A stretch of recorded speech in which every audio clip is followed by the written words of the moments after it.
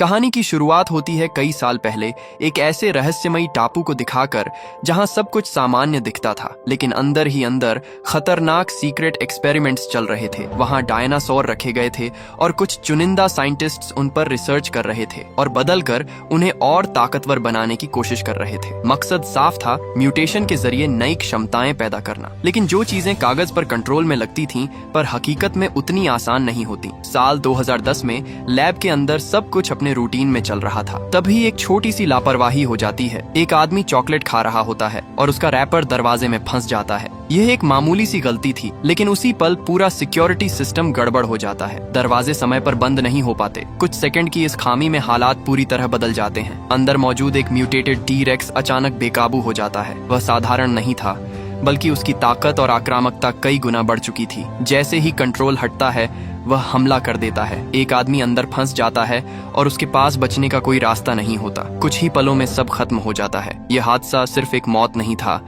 बल्कि एक चेतावनी थी, जिसे उस वक्त शायद किसी ने गंभीरता से नहीं लिया। कहानी अब आगे बढ़ती है। साल 2027 में दुनिया बदल चुकी थी। अब डायनासोर सिर्फ लैब या टापुओं तक सीमित नहीं थे, बल्कि वे इंसानों के बीच आ चुके थे। सड़कों पर, शहरों के किनारों पर उनका दिखना अब आम बात हो गई थी। लोग उनसे डरते नहीं थे, क्योंकि ज्यादातर डायनासोर अब कंट्रोल में थे, लेकिन हर चीज उतनी सुरक्षित नहीं थी जितनी दिख रही थी। यहीं पर एंट्री होती है मार्टिन की, जो एक खास मकसद के साथ जोरा को ढूंढता है। जोरा एक एक्स कमांडर, जिसे खतरनाक हालात संभालने का अनुभव था। मार्टिन उसे एक मिशन ऑफर करता है, रिस्की लेकिन बेहद फायदे वाला। इतना पैसा कि जिंदगी भर काम करने की जरूरत न पड़े। जोरा तुरंत हाँ नहीं कहती, लेकिन उसकी दिलचस्पी जरूर बढ़ जाती है। मार्टिन धीरे धीरे अपनी बात खोलता है। वह बताता है कि वह कैंसर थेरेपी पर काम कर रहा है और इसका हल डायनासोर के डीएनए में छिपा हो सकता है। यहीं से मिशन सिर्फ एक जॉब नहीं, बल्कि एक बड़े मकसद में बदल जाता है। इसके बाद वे डॉक्टर हेनरी के पास जाते हैं, एक ऐसा इंसान जो डायनासोर की दुनिया में पूरी तरह डूबा हुआ था। उसकी जानकारी गहरी थी और यही उसे इस मिशन के लिए जरूरी बनाती थी। शुरुआत में वह हिचकिचाता है, लेकिन जैसे ही उसे रिसर्च और पैसों का ऑफर मिलता है, वह भी इस खतरनाक सफर का हिस्सा बन जाता है। अब सवाल साफ था कि डायनासोर का डीएनए इतना खास क्यों? क्योंकि वे लंबे समय तक जीते थे। उनका शरीर मजबूत था, उनका दिल और सिस्टम इंसानों से कहीं ज्यादा सहनशील था। अगर इन गुणों को समझ लिया जाए तो शायद इंसानों के लिए नई जिंदगी का रास्ता खुल सकता था। लेकिन यह काम आसान नहीं था। जो सैंपल उन्हें चाहिए था, वह आम डायनासोर से नहीं मिलने वाला था। इसके लिए उन्हें जाना था एक दूसरे टापू पर,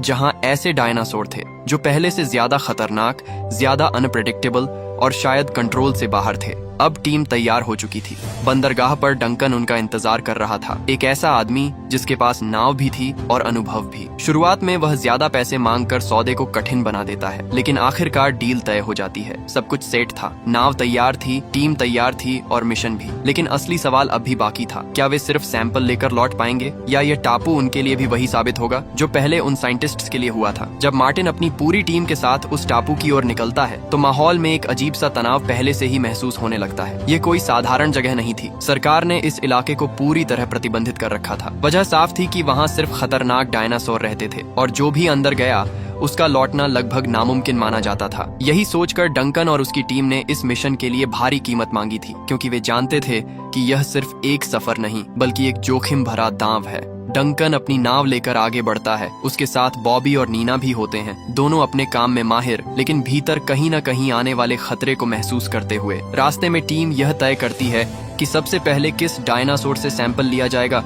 लेकिन अभी भी ज्यादातर लोगों को मिशन की पूरी सच्चाई नहीं पता थी। बस इतना समझ आ रहा था कि कुछ बड़ा और असामान्य होने वाला है। पहला टारगेट था मोसासॉरस, एक ऐसा समुद्री शिकारी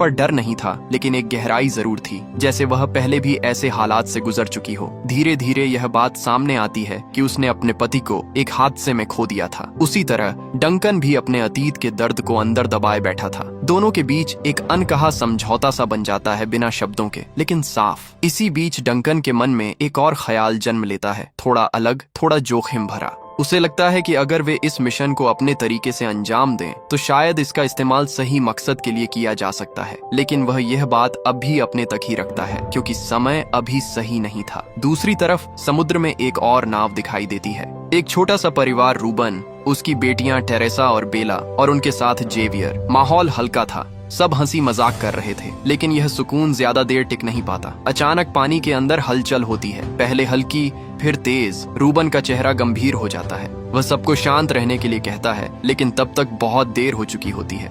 पानी के भीतर कुछ बहुत बड़ा उनकी ओर बढ़ रहा था। कुछ ही पलों में स्पिनोसॉरस हमला कर देता है। नाव जोर से हिलती है और फिर पलट जाती है। हर तरफ अफरा तफरी मच जाती है। जेवियर नाव के अंदर फंस जाता है। दरवाजा जाम हो चुका था। बाहर पानी में हलचल बढ़ती जा रही थी और स्पिनोसॉरस फिर से हमला करने के लिए घूम रहा था। रूबन पूरी कोशिश करता है, लेकिन हर सेकंड हालात और बिगड़ते जाते हैं। टेरेसा और बेला किसी तरह ऊपर चढ़ जाती हैं, लेकिन जेवियर अभी भी अंदर फंसा था। कुछ पल के लिए सब कुछ थम सा जाता है, जैसे समय खुद रुक गया हो, और फिर आखिरी सेकंड में जेवियर पूरी ताकत से दरवाजा तोड़ देता है और बाहर निकल आता है। चारों किसी तरह खुद को बचा लेते हैं, लेकिन उस हमले की दहशत उनके चेहरों पर साफ दिखाई दे रही थी। शाम ढलते ढलते माहौल फिर शांत होने लगता है, लेकिन अंदर का डर पूरी तरह खत्म नहीं होता। जोरा अकेले बैठी होती है, खोई हुई अपने अतीत में।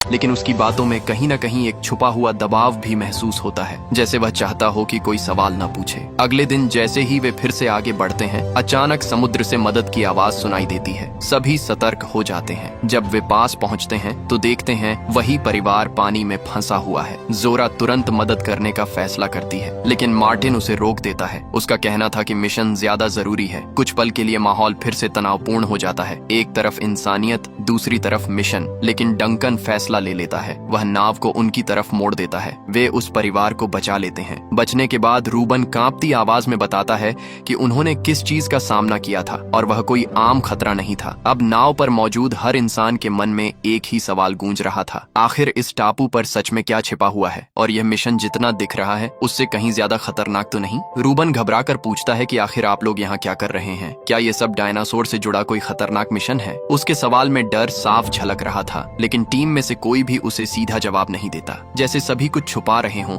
या शायद खुद भी पूरी सच्चाई नहीं जानते हों। तभी बिना किसी चेतावनी के पानी की सतह हल्की सी हिलती है। पहले एक छोटा सा कंपन, फिर अचानक गहराई में कुछ बहुत बड़ा हरकत करता है। अगले ही पल वही मोसासॉरस उनके बिल्कुल पास आ जाता है। कुछ सेकंड के लिए सब कुछ जैसे थम जाता है। जोरा बिना वक्त गंवाए आगे की तरफ दौड़ती है। उसका ध्यान सिर्फ एक चीज पर था, निशाना। लेकिन यह आसान नहीं था। नाव लगातार हिल रही थी और हर पल खतरा बढ़ता जा रहा था। निशाना लगाते वक्त वह एक बार फिसलकर नीचे की तरफ लटक जाती है। एक पल के लिए लगता है कि वह गिर जाएगी, लेकिन वह खुद को संभाल लेती है और वापस ऊपर आ जाती है। अब वह सही दूरी नापती है, सांस रोकती है और ठीक 10 मीटर से फायर करती है। इंजेक्शन सीधा लगता है। कुछ ही सेकंड में सैंपल इकट्ठा हो जाता है और पैराशूट के जरिए वापस नाव पर आ जाता है। एक पल के लिए सबके चेहरों पर राहत दिखती है। पहला कदम पूरा हो चुका था, लेकिन यह राहत ज्यादा देर नहीं टिकती। अचानक पानी में तेज हलचल होती है और स्पिनोसॉरस उन पर हमला कर देते हैं। इस बार हमला सीधा और आक्रामक था। नाव जोर जोर से हिलने लगती है। लोग संतुलन खोने लगते हैं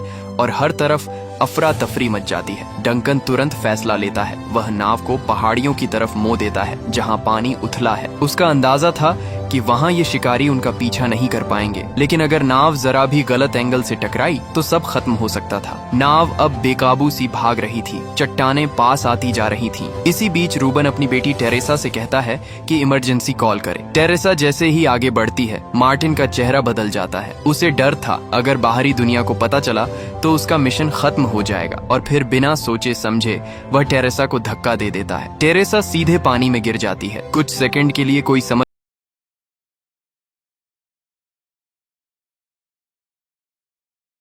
न हो। लेकिन जेवियर बिना देर किए पानी में कूद जाता है। अब हालात पूरी तरह बिगड़ चुके थे। रूबन समझ जाता है कि नाव बचने वाली नहीं है। वह बेला को पकड़कर खुद भी पानी में कूद जाता है। पूरा परिवार अब लहरों के बीच जूझ रहा था और किनारा अभी भी दूर था। उधर नाव पर डंकन आखिरी कोशिश कर रहा था, लेकिन टक्कर लगभग तय थी। जोरा और बाकी लोग जल्दी जल्दी जरूरी सामान उठाते हैं और एक एक करके पानी में कूदने लगते हैं। तभी एक भयानक चीख सुनाई देती है। बॉबी, जो पीछे से हमला रोकने की कोशिश कर रहा था, एक स्पिनोसोरस के जबड़े में फंस चुका था। कुछ ही पलों में वह गायब हो जाता है। अब डर सिर्फ एहसास नहीं, हकीकत बन चुका था। अगले ही पल नाव चट्टानों से टकरा जाती है। किसी तरह सभी